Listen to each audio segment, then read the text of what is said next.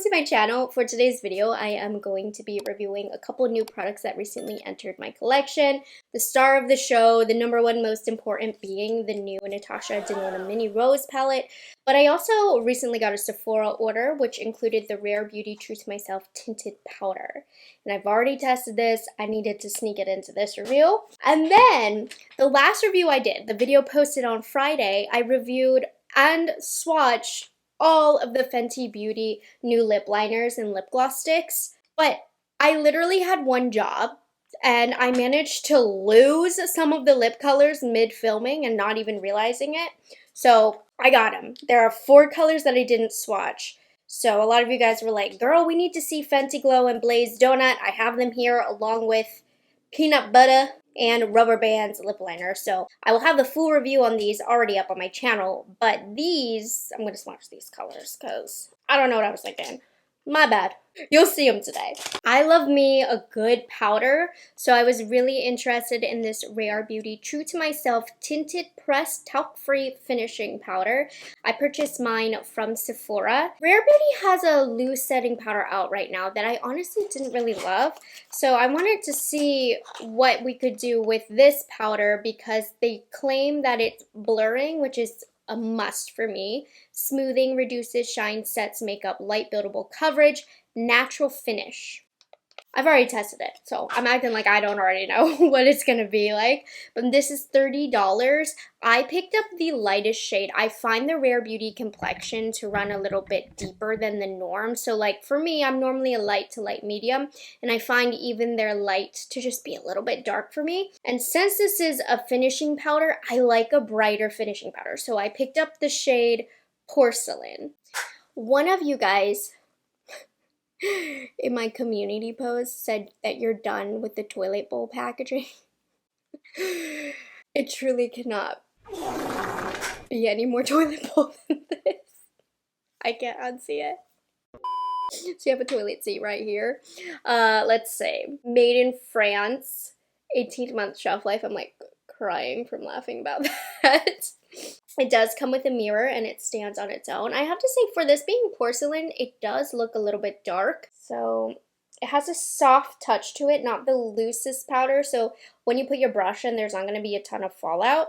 This is supposed to set and finish makeup. It does provide a really light coverage, meaning it will change the color of where you place it down a little bit, but it's not really going to be like a powder foundation. It doesn't provide coverage quite like that. So after testing, my favorite way to apply this is with a triangle sponge. So I'm just blending out the concealer underneath. I'm using House Labs concealer, by the way. So you can just get these little triangle sponges at Amazon, do a little rub in there, and okay, and then you have to watch very carefully to look at the difference between the non-set side and the set side. Completely blurred. It does exactly what it says. Doesn't look heavy. My thing is, this is a shade Porcelain, but I do feel like it's a bit dark for being the lightest shade. For me, you can even see, I typically have like a light skin tone, and it darkened my concealer over here. So I worry about the lightest shade, I really do.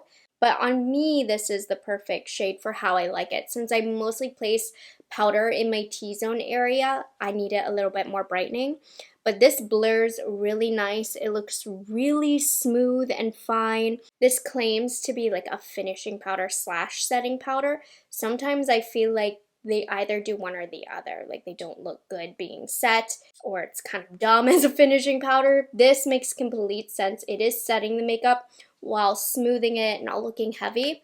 I'm going to show you on the other eye or side of my face with a normal brush. This one, I just ate some almonds and I'm like choking on the crumbs. This brush that I'm using, not this one, this one's from Sigma, but this brush that I'm using is from Hourglass, and I just want to show you the difference. So take a look.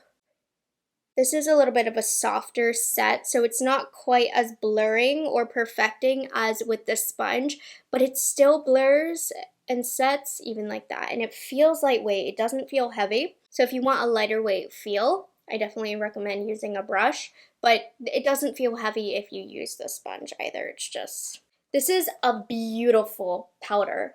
I would say go a little bit lighter than you think because I feel like it sets down a little bit deeper.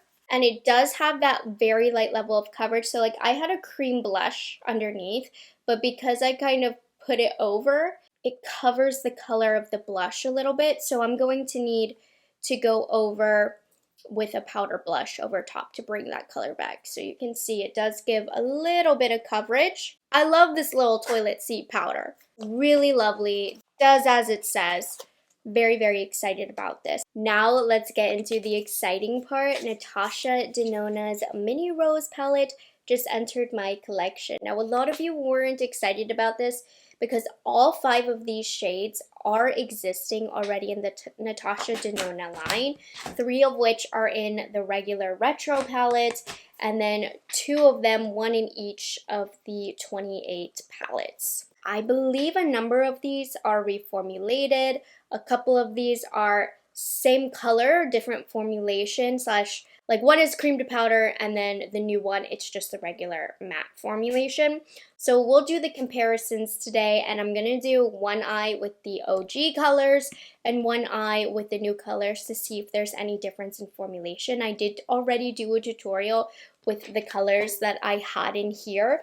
Today is mostly about comparing since I've gone over the important details in my original shopper drop on this, but this is now available at multiple retailers and of course the Natasha Denona website where I ordered it from. They took inspiration of the Rose Cheek Duo and the I Need a Rose lip collection. A lot of you brought up an interesting point. Does that mean a midi rose palette is coming? Sounds beautiful, though lots of roses of course. And I did have a couple of issues with some of the OG shades, so I want to see if those were fixed with this new palette. Same packaging as the normal minis. I love these because they're just so tiny. Made in Italy, 24-month shelf life.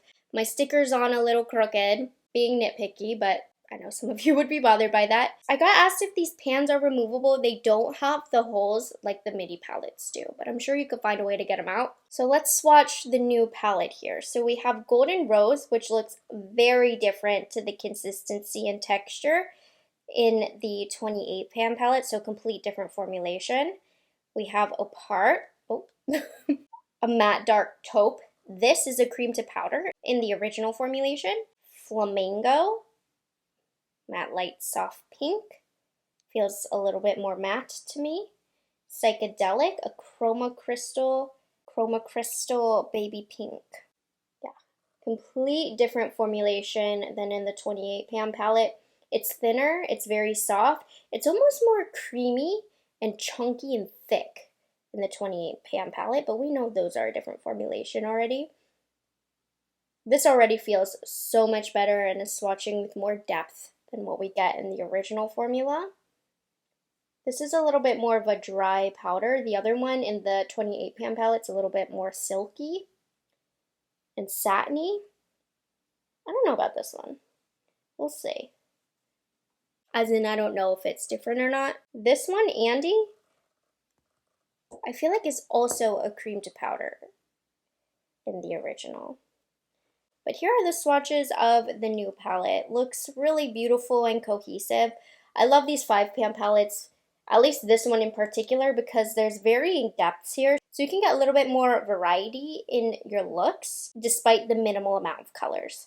And to compare the OGs, Golden Rose, it is thicker, creamier. It just overall has more body to it, whereas the new one is like thinner but more silky. What do you think? The colors, quite similar for sure. It's a little bit more depth, I think, in the rose shift in the original formula. They feel different, but they do still look quite close. It's one of those things where if you have the 28 pan formula, you know what I'm talking about. These just are richer. Rich, that's the word I was looking for. Apart, this is a cream to powder here where it's just a true matte. Yeah, completely different. I think they did a good job in changing the formula because you just get more pigment out of a true matte formulation from Natasha.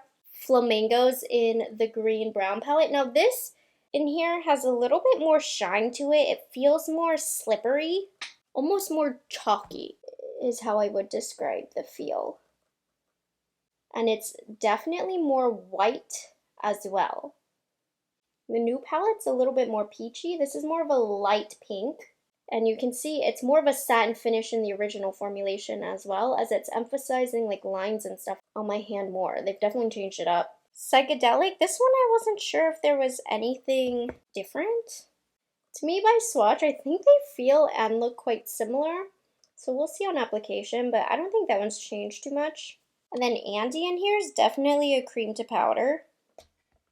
This is the OG, and this is the new one, which looks like it has more depth. So let's see, side to side. But I think there are definite formula changes here. We'll do OG formula on this eye, new formula on this eye. Starting off with Flamingo. And I'm going to keep this on the upper part of my lid, kind of as a highlight shade. I used a blending brush. I'm actually going to go into a shader brush to get more concentrated pigment, just to brighten. Now we go into the original formula, a little bit more powdery. So we're doing a slight wash, and now we build. As I showed you in the swatches, it's just a little bit brighter, and it has a little bit more of a satin finish, whereas it's a true matte in the new formulation. I don't have a preference either way. I think the flamingo shade in the old formulation with the satin that it has is prettier on the underbrow, but doesn't matter to me. This is a shade I really wanted to work with Andy because I felt like it didn't really build up in the old cream to powder formula. So let's see. Because I really wanted this mauve to show through, and I feel like in the older formulations that it wasn't. But I do feel like she is updating these formulas. Really nice. Gorgeous. Let me wipe off my brush. Good amount of pigment. OG. Oh yeah, definitely different. I was able to build up the pigment quicker with the matte formulation, the new formulation, excuse me. Now I am able to build it up too in the old formulation. So they look pretty similar. The tone is slightly different. Big improvement in my opinion because the new formulation just builds up so much easier. Amazing. Oh, this one I also struggled to get depth with in the cream to powder original formulation. So I'm hoping to get a good amount of depth. I even tried to use this shade as a liner and it wasn't going really well for the old formulation. Good amount of depth. Let's do a little bit of outer V work here. A little bit more of Andy. Here we go. You know what? It's not doing as bad today. I feel like it's looking closer than I thought it would. Going into more of Andy. Looks-wise, they're definitely more similar. I prefer these two colors in the regular matte formulation, but it's not too different from the original formulation. If you don't mind a little bit of extra building. Closer than I thought, honestly.